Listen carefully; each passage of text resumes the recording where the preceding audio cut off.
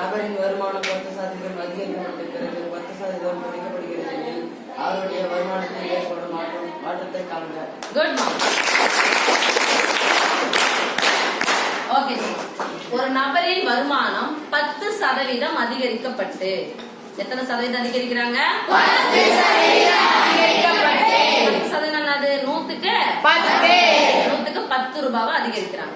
ஓகேவா? அதிகரிக்கப்பட்டு பின் 10% குறைக்கப்படுகிறது. மீன்ஸ் 10% ஏத்துறாங்கல்ல, அந்த 10 ரூபாய் ஏத்துறாங்க, 10 ரூபாய் குறைச்சிட்டாங்க, அவ்வளவுதானே? அப்பெல்லாம் இல்ல.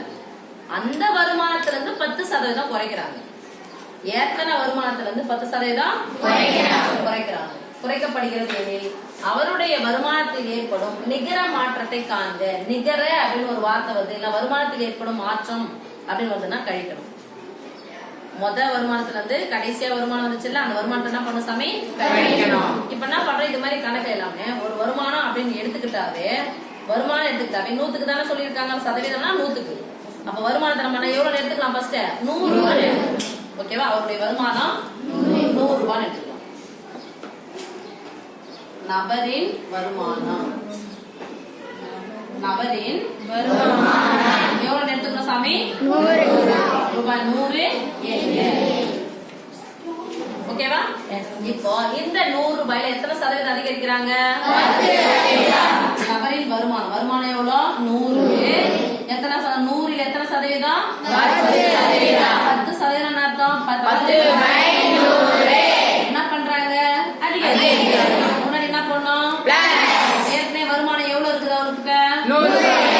ஓகே சாமி, 100 ரூபாயில 10% அதிகரிக்கிறாங்க. எதுல? வருமானத்துல அதிகரிக்கிறாங்க. ஈக்குவல் என்ன வருது பார்த்தலாமா? ரெண்டுத்துக்கு நடுவுல பெருக்கல், குறுக்கு என்ன பண்ணிக்கலாம்? பாரு சாமி, இங்க பெருக்கல், இது 3த்துக்கு சொந்தம், அதனால குறுக்கு என்ன பண்ணிக்கிறோம்? கேன்சல் பண்ணிக்கிறோம். ஏற்கனவே என்ன இருக்குது? 100 பிளஸ் 100 கேன்சல் ஆயிடுச்சா? இது 1 வரும். எந்த ஒரு எண்ணையும் 1ஆல வகுத்தா அதே இது ஒரு 10 100 ஒரு 10 சேர்ந்தா எவ்வளவு? 110. சரி, அதிகரிச்சாச்சு. 10% அதிகரிச்சிட்டாங்க. பிறகு 10% குறைக்கப்படுகிறது. எதுல இருந்து 10% குறைக்கிறாங்க? 110 குறைக்கிறாங்க. 110 நான் குறிப்போம்னா 10% என்ன சாமி அர்த்தம்? 10/100 குறைக்கப்படுகிறது. இது எதுல இருந்தா குறைக்கிறாங்க? ஓகே சாமி, இப்ப பாருங்க, இது 3த்துக்கு சொந்தம். ஒரு 0க்கு ஒரு 0 கேன்சல். பெருக்கு இருக்கு. அப்புறம் இந்த 0க்கு இந்த 0 கேன்சல். ரெண்டையும் 1ஆல வகுத்தா அதே எண்ணம். ரெண்டையும் 1ஆல பெருக்குனா அதே எண்ணம். ஈக்குவல். ஏற்கனவே என்ன இருக்கு பாரு சாமி? 110 இப்ப 110 ரூபாயில இருந்து 11 ரூபாய் கழிக்கணும். ஃபர்ஸ்ட் 110 ரூபாயில இருந்து 10 ரூபாய் கொடுத்துருங்க. 100 ரூபாய் இருக்குமா? 100 ரூபாயில இருந்து 1 ரூபாய் கொடுத்துட்டா மீதி எவ்வளவு இருக்கு சாமி? 109. வருமானத்தில் ஏற்படும் மாற்றம்.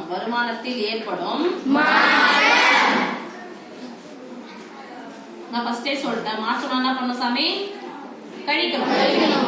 இதான் முத வருமானம் எவ்வளவு? 100. கடைசியா அவருக்கு வருமானம் எவ்வளவு கிடைக்குது? அவருக்கு வருமானம் ஏற்றம் அடைஞ்சிருக்கா குறைஞ்சிருக்கா? 100 ரூபாய் வாங்குறாரு. எவ்வளவுதான் வாங்குறாரு? எவ்வளவு கம்மியா வாங்குறாரு?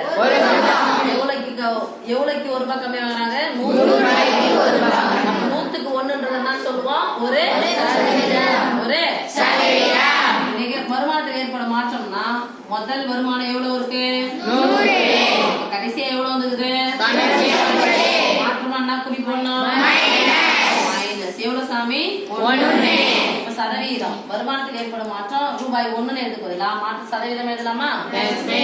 வருமானத்தில் ஏற்படும் மாற்ற சதவீதம். வருமான மாற்ற சதவீதம். சதவீதம்னா எவ்வளவு சாமி வருமானம் எடுத்துக்கணும்? 100 ரூபாய்க்கு 1 ரூபாய். 100க்கு 1 ரூபாய். 100க்கு 1 ரூபாய். அப்ப என்ன சாமி சொன்னா? 1/100.